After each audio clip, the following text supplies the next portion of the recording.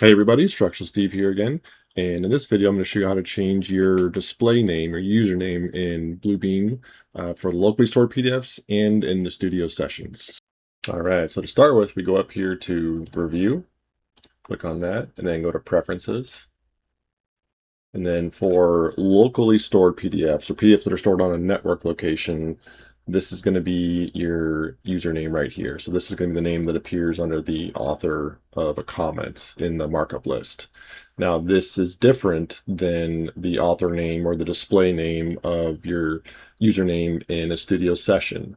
To do or change that one, go to Studio and Servers. And then this is where it is. Now notice it's different. There are two different things that control two different display names. The general one is going to be the locally stored PDFs or ones on our network. And then all PDFs that are stored on a studio session are going to be this display name here.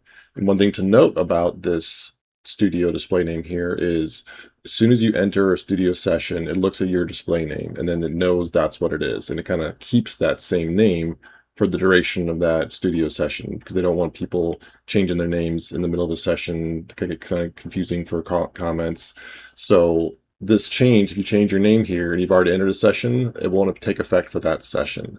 It will take effect for the next session that you get into, and you'll start seeing this new updated display name here. And that's it for this video. If you liked it, go ahead and give it a like and make sure you subscribe so that you get notifications when the next video in the series comes out. Thanks for watching.